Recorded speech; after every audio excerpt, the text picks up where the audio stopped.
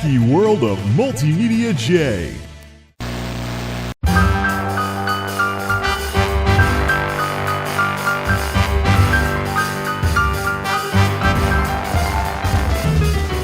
It is an absolute powdered donut fest outside, and I'm getting the garage scoop ready to go scoop some of this stuff after the snow drops off in the next hour or so.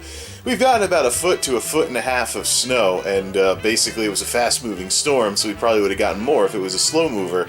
Regardless, though, I do intend on going into work tomorrow, so I will be scooping probably for several hours this afternoon and evening, probably while this is uploading.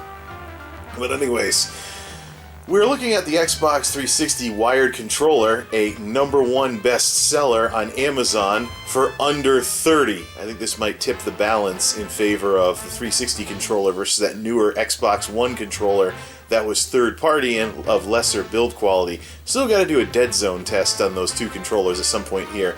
But I wanted to round out this discussion on game controllers by talking about my major problems with today's wireless fad when it comes to game controllers. So I've been trying to break in this Xbox One controller, well, this wired third-party PowerA Xbox One controller, and it is a toss-up. I mean, each of these does something better than the other one, so they are roughly equal, but in the long run, I think the 360 controller will hold up better over time, especially with heavy gaming sessions and things along those lines. There are a few new nice little features that are specific to the Xbox One types of controllers, though, like bigger triggers that feel more like triggers, as well as impulse triggers, where there's force feedback, a little tiny bit of rumble/force feedback in the triggers themselves, as opposed to the main motors down here, but this feels a little more hollow compared to this. Although in the case of Old Reliable here, the first parties will always have the more compelling reason to create good controllers. Because if a console does not have good controllers, it has this thing for flopping, like the Atari 5200 and the like. So basically, the same thing too with purchases after the fact for more accessories, for more controllers, like for 3 or 4 player games or something like that, or even 2 player on today's machines, or replacement controllers when your original gets worn out.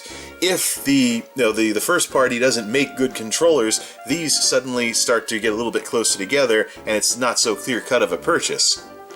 Although in this case, with this one, there are definitely trade-offs. But one thing that PowerA has going for them is that there is no official Xbox One wired controller. Unless, of course, you jump through a few hoops and you count a micro USB cable into a standard Xbox One controller as wired. There's only one type of wired controller as far as I'm concerned. A nice, stable connection like these. Not plugging a charging cable into something like this. And this is where we are going to have our little discussion about the things I can't stand about wireless controllers and why I have such a problem with them. Yes, you can plug them in to charge them when they get low, but now you're back to wired, and it's a little bit less sturdy, so to speak, when you have this little tiny, here's a little mini USB. I have major problems with little USBs on big devices like this, because I remember the original D connectors for USBs used with printers and scanners. I never had one of those break. Funny how that works, isn't it? With these little minis and micros, forget it. Usually what happens is this little plastic piece comes off and it leaves the metal contacts just hanging loose, so you can't get a good connection anymore. But ultimately, with these things, even though you can plug them in to charge them up, ultimately you have to really put them aside so they don't get disturbed too much, because you don't want too much mechanical strain on that cable. Suppose this was a plugged-in USB controller. You don't want anything like this, or accidentally have it dangling and stuff with those itty-bitty USB ports, because that's what breaks them. And that's what I don't like about these things. They have rechargeable batteries. You gotta worry about, oh, is it charged enough? If you haven't played in a while. You have these little tiny micro or mini USB jacks in here that are very flimsy and prone to wearing out on you. This one's mini USB. Fortunately, even Nintendo stuck with the mini here. But there's micros in some of the newer ones. Now, it's interesting because the Xbox One controller actually has the option of swapping out the battery pack for AA's, which opens the door to rechargeable AA's and a better mechanical design if one never ever bothers with the USB port, as opposed to Nintendo here with their battery cover and all this non-removable stuff you see everywhere else. And I don't know what specifically kind of batteries. Oh, yeah, there we go, right there. Lithium ion. So it's subject to the rules of lithium ion batteries. How about this one? Say anything about what type of battery it is? Nope. But in the case of lithium-ion batteries, if they're too dead for too long, you lose them for good. Also, lithium-ion batteries, because of the nature of how they work, start losing service life the minute they leave the factory, so you can't store them. I haven't used this Wii U controller very much, because I haven't played the Wii U very much since getting, this controller for it. So, but that doesn't mean the battery still has a lot of service life left. The battery has been degrading ever since it left the factory. You can't store lithium-ion batteries, and if they go too dead for too long, they're done. Fortunately, that still blinks, so I'm guessing there's still some type of charge on there. And then there's the Sony, of course, with the PlayStation 3. Don't even know how I would get at the battery in order to change it out without taking the whole controller apart. So it does sort of lend some credibility to the Xbox One that you can pop AA's in there, because much like with the Wiimote, I can now use basically a rechargeable AA's, like the NIM batteries that have been running into the ground in various devices for the past couple of years now. So just have some charging while the others are in use, and it can work that way. But then you cannot chase batteries at all by simply having a wired controller and not having a problem with, wires. So, assuming somebody doesn't, trip over the wire and yank the controller out of the port.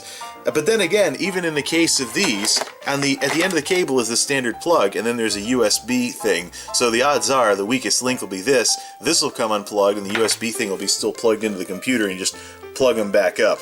But ultimately, yeah, this whole thing with wireless lately, the Xbox One controller sounds interesting, but it costs as much as a game. And then you have another $20 to get a wireless dongle for the PC to serve as a thing for the thing to beam to if you don't want to wear out the USB port by using it wired all the time.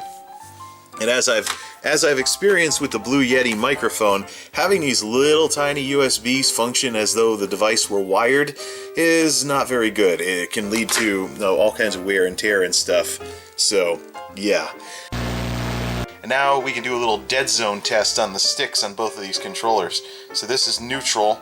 I'm going to push it just a little bit from the side until the character starts moving. Little, and there. That much.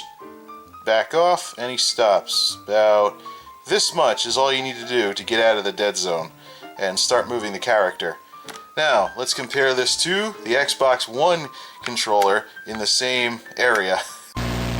Okay, knockoff X-Bone controller is ready to go. Now we consider the sticks had to only go to the 1 o'clock position to get this guy to move. Let's see if this is any closer to the 2 o'clock position on this thing. Yep. Yeah, I think there is a bit more of a dead zone. Ah, there we go, finally. Maybe it would work better if I put the footage side by side. Maybe it would be better if I put the footage side by side here. Get him back over, and then... Actually, we can always just... Nope, we can't. We gotta go back to the beginning of the stage. The camera on this thing likes to stick to the side of the screen that you're moving on, which I think might be something to help you, see further ahead. Alright, let's try that one more time. What does it take to get this guy moving? Yeah, see? We're definitely tilting things just a bit more. I think we're gonna have to put the footage side by side to see which one has more of a dead zone. As I figured, the Xbox 360 official first-party controller wins, but not by very much. There's a little bit more of a tilt on the Xbone third-party controller, but also the angle is different as well, so I think when you remove that, I think the 360 controller would win, but barely. So once again, using those two controllers, which one to use at least, remains a total toss-up. They have their ups and downs, but they're close enough that it probably won't represent too much of a difference in how well one can play games that require fine use of the sticks versus, say, something like the F310. But I think we need a better setup and to put more of these controllers, side by side as far as comparisons go. And that should do it for the discussion on controllers for the time being. I came into this wondering if I should be looking for wired replacements for the Xbox 360 controllers if they went end of production, and now I'm not convinced that the 360 controllers are going end of production anytime soon. Because for people that don't want to be messing with batteries or expensive wireless adapters or anything along those lines, or the extra baggage associated with wireless controllers, the Xbox 360 controller remains a solid choice. if you don't want to have your wired connection consist of a flimsy itty-bitty USB connector. So I don't know if Microsoft hardware is going to discontinue those controllers anytime soon, because they're still a pretty solid choice. They're still old reliable, and they do those magical 3 words that denotes a good piece of technology. It just works.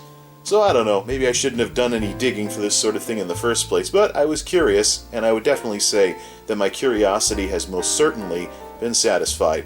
So this concludes the discussion on the game controllers for now, at least until I break in that Xbone controller or switch back to 360 controllers because of the whole unreliable thing. Unreliable, old reliable. Yeah, it hasn't been a good day. Now, I think at the very same time that I should also conclude the tech videos for a while as well, because the numbers and the analytics and the views have suggested to me that I should do so.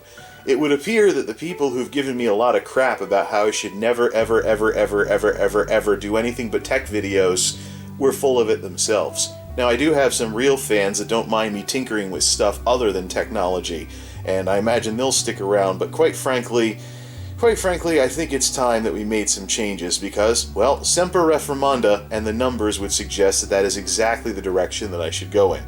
So, semper reformanda, this is MultimediaJay, signing off. Thanks for stopping by.